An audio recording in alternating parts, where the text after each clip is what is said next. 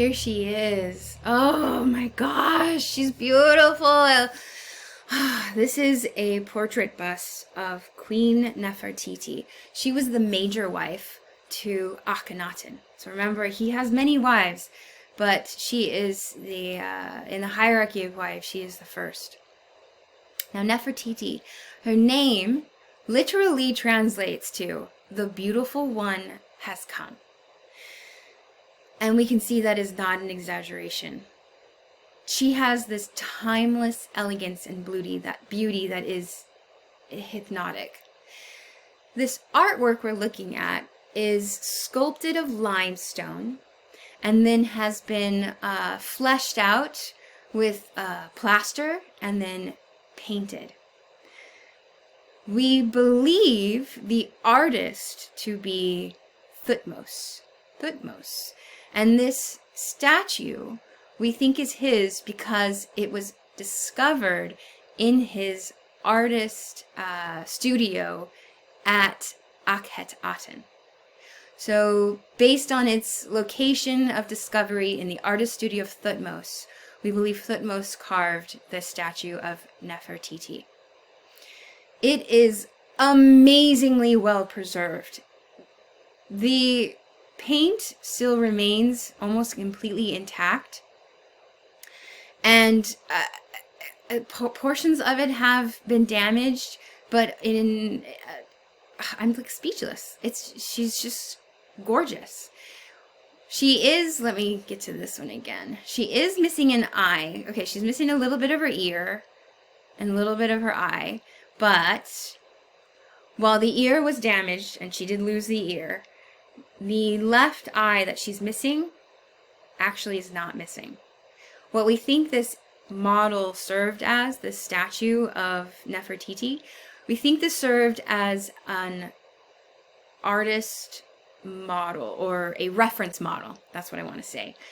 That most likely this statue was not meant for any public space, but merely a reference tool for Thutmose and any of the sculptors in training underneath Thutmose. So it would have been used as like a visual textbook.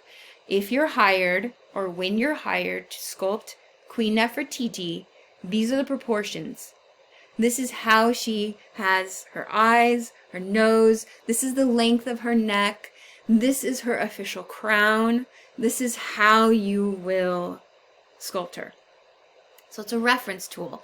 And as a reference tool, and looking more closely at the eye is empty because it might have been used for practice of inlaying an eye. So you can see that the right eye is still intact. This might have been used to help students, or Thutmose himself, to measure out and shape the white rock that would create the white of the eye, and then the black rock that would be inset to be the iris of the eye. Isn't that fantastic? She's also got holes in her ears. Those are probably where earrings would have been set. And again, as a reference tool, a model for her. So if she's a reference tool, there's got to be a lot going on here that they want repeated over and over and over again. There's a visual message. Yes, there is a visual message. Let's look at her a little bit closer.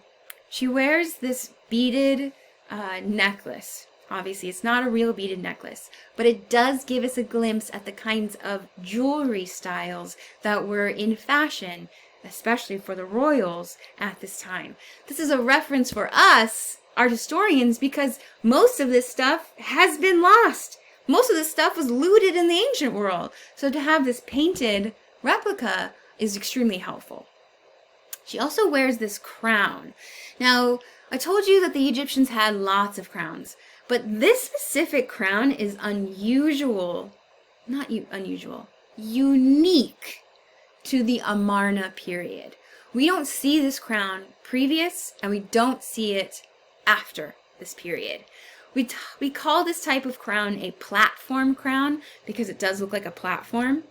And while we don't have any surviving actual crowns, we think this might have been made out of some kind of stiff armature, maybe made out of reeds that created this cylinder shape.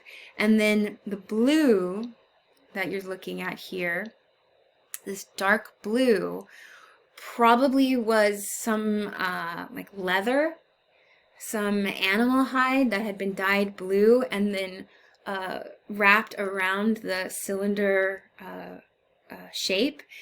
The head necklace, I would call it. It's not a necklace. The head jewelry items might have been then set onto the armature of that blue leather crown.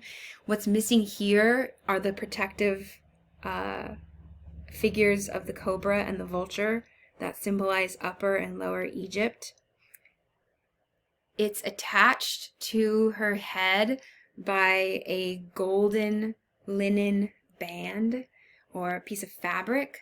So typical of how a crown would have been attached, it would have been first sewn onto that piece of fabric, and then that piece of fabric would wrap around the head and then be tied at the nape of the neck. She's stunning, isn't she? Now the next question is, what is the symbolism of this crown? This is where it gets exciting for me. Because let's think of her position in this new culture, this new religion. Her husband has proclaimed himself to be the sun, Aten. Her name, the beautiful one has come, doesn't relate to Aten in any way. Oh, most likely her name, Nefertiti, was given to her when she was officially married to Akhenaten. So it's not like she was born Nefertiti. It was most likely one of her many names, her official names. So we have Nefertiti. She is the major goddess, the major wife to Aten. Aten proclaims himself to be the sun.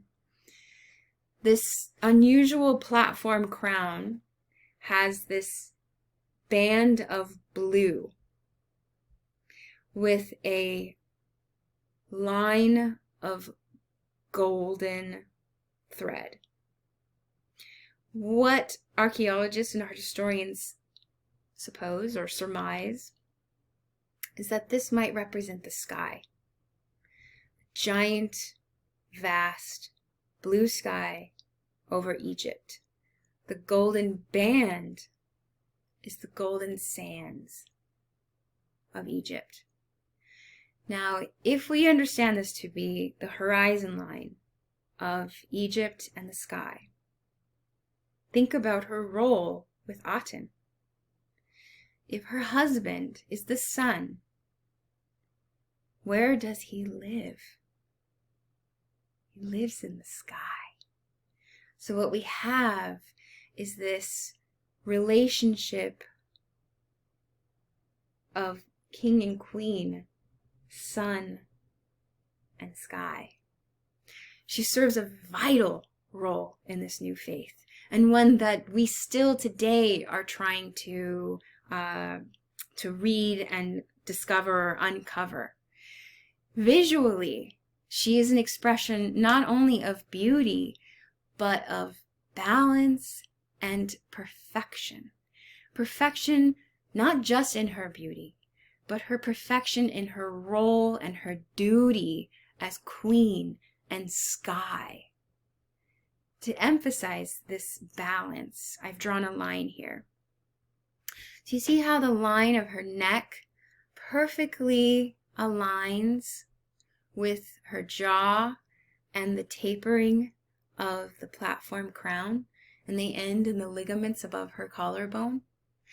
This is echoed on the opposite side. So we have this alignment of body and her role, and then it's balance on either side. Now I'm going to be saying the next phrase, so get your pens ready. I'm going to say this next phrase over and over and over in this class. Balance is harmony, and harmony is perfection. Did you write that down? balance is harmony, and harmony is perfection. Because most artworks that we look at that have this expression of balance are meant to symbolize harmony and the perfection of the god or the goddess or the leader. So a way that I like to think of it is balance equals harmony equals perfection. So that balance can be perfection, balance can be harmony, perfection can be harmony, perfection can be balance. Get it? Balance equals harmony equals perfection. And that is what we're seeing here. And we're going to see it often throughout the semester. But this balance of her body and this lengthening of her neck also exaggerates the platform crown. Where's my view from the side? She advances forward with her neck as if she's activating the space. She's engaging with the viewer. And then it's balanced by the pull back of her shoulders and her crown. So we get this balance of forward and backwards. We get this balance of side to side. And that elegant neck with that amazing jawline. Oh, just gorgeous. Now, as I said, she's carved of limestone, and then elements of her face are added with gypsum plaster. Where is my... I'm gonna have to use this one. You can see that while she's flawless, she does have the heavy lidded eye, the full lips, the pull of her neck is an exaggeration. So she does fall in line with the Amarna style. Now, the statue is in such good condition because it was buried underneath the rubble of the city, Tel El Amarna. And once, spoiler alert, once Akhenaten dies, his religion falls apart almost immediately, and the entire city is abandoned. And so this is a really well-preserved statue because the site was abandoned and ignored. And this statue now is housed in Berlin. How did it end up in Berlin? Great question. German archaeologists were working at Tel El Amarna in the 1920s, and the deal was the Egyptian government would allow them to excavate and record as long as they got first dibs on all the treasures found. Now, as the story goes, the German archaeologists found this and they were like, this is gorgeous. We do not want to give this to the Egyptian government. So they smuggled her out of Egypt. They were just like, oh, nothing here, nothing here. And they sent her off to Berlin, where she is today. Now, the Egyptian government then and now is not happy with this, but there she stays. She has her own wing in the Egyptian Museum in Berlin, Germany.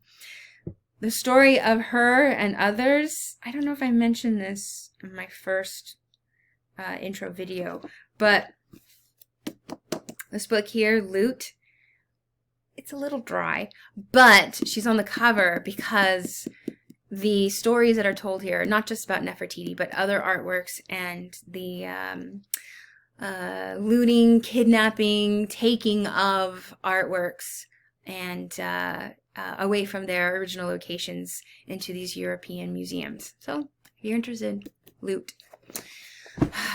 Again, just because I don't want you to think I'm exaggerating, here's another sculpture of her. She's so beautiful. I love the Amarna period. This is another fragment of we think this was a princess. And we see here the exaggerated curves, and then we see the extremely transparent, fine linen pleated gown that she wears. It's pulled under her breast and it clings to her body. The artist has manipulated the stone in such a way that we can see the body underneath the pleated gown. Oh, she's gorgeous. I will say that, where is my statue of the two of them? Here they are. By all accounts, their relationship was one of equality and admiration. And they had 3 daughters together. She never had a son for Akhenaten, but he did have a son that we'll look at next, or yeah, we'll look at soon, coming up.